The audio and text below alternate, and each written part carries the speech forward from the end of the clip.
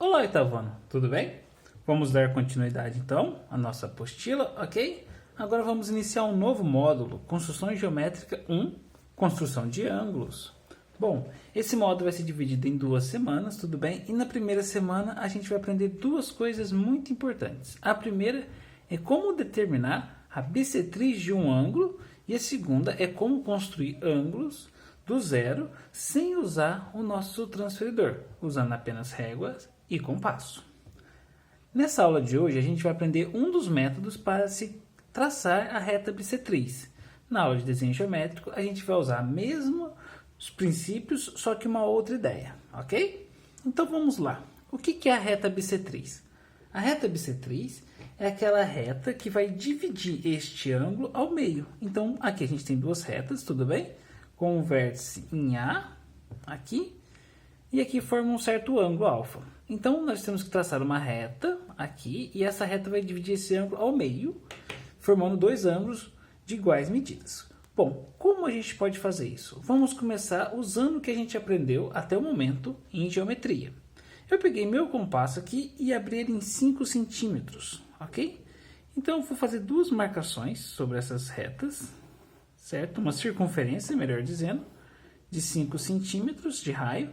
Só que eu não vou fazer a circunferência inteira apenas para não poluir meu desenho. E vou marcar aqui, ó, onde a circunferência cruza com essa seta, os meus pontinhos B e C, ok? Então quer dizer o quê? Que o ponto C está a 5 centímetros de A, assim como o B também está a 5 centímetros.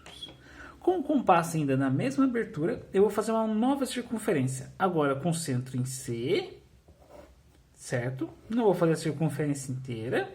E uma outra com a mesma raio, só que agora com centro em B. Por que eu não faço a circunferência inteira? Bom, como vocês já devem estar cansados de ouvir em desenho geométrico, a gente não precisa da circunferência inteira, apenas a parte onde elas vão se interceptar. Após fazer várias vezes, vocês acabam pegando o jeito de mais ou menos onde vai ser essa interceptação, ok? Então, ficou aqui a interceptação, nesse ponto. Esse aqui vai ser meu pontinho B. Se nesse momento agora eu fizer a ligação entre o pontinho B e o ponto D, e também fizer a mesma coisa com o ponto C, olha que legal que eu vou formar. A primeira coisa que a gente consegue ver é que formou um losango, que é o que a gente vai usar em desenho geométrico. Mas aqui a gente vai usar uma outra ideia. Vamos ligar então o ponto A ao ponto D, certo? Então vamos pegar esse losango e dividir ele ao meio, deste jeito. Bom, o que eu sei sobre as medidas desses lados? Aqui mede 3 centímetros, porque é o raio da circunferência centrada em A. Aqui também mede 3 centímetros, aqui mede 3 centímetros e aqui mede 3 centímetros, tudo bem? Então, cada um desses espaços tem 3 centímetros, 5 centímetros em cada um, ok? Temos 5 centímetros aqui. Bom, tá vendo o triângulo ABD e o triângulo ACD? São 2 triângulos. Como eles têm lado 5 e este lado em vermelho é comum aos 2 triângulos, nesse caso, esses 2 triângulos são triângulos congruentes. Eles são iguais, apresentam as mesmas medidas e os mesmos ângulos internos. Qual o caso que justifica a congruência aqui? Como a gente já viu, o caso lado, lado, lado. Tudo bem? Outra coisa que a gente sabe é que num triângulo do tipo isósceles, os ângulos da base são iguais. Então, se aqui mede alfa, aqui vai medir alfa também. Como esses 2 triângulos são congruentes, aqui também é alfa e aqui também vai ser alfa. Então, olha que interessante. Esta reta em vermelho que a gente desenhou para fechar nosso triângulo aqui, nada mais é que a reta bissetriz que a gente tem procurado. Por quê? Ela divide este triângulo ao meio em 2 partes exatamente iguais. Então, esta reta em vermelho é a bissetriz, ok? Isso vai ser importante quando a gente tiver um ângulo e quiser dividir ao meio. Por exemplo, eu tenho um ângulo de 60 graus e quero dividir ele para formar um ângulo de 30 graus, por exemplo. É só eu traçar a bissetriz usando este princípio, ok? Então agora a gente vai passar para a segunda parte da nossa aula, que é a construção de um ângulo, ok? Qual o ângulo que eu escolhi para a gente construir? Bom, eu escolhi o ângulo de 60 graus. Por quê? Porque ele é um que nos informa bastante coisas sobre a resolução. Espera aí, estou tentando dar o foco aqui. Pronto, perfeito. Então, como que a gente faz um ângulo de 60 graus? Do zero. Primeiro, vamos entender o seguinte. O que é uma circunferência? Se eu pego, por exemplo, uma circunferência de raio 5 centímetros, como essa aqui, vou tentar fazer mais forte para aparecer na câmera. Ok? Essa é uma circunferência que tem 5 centímetros de raio.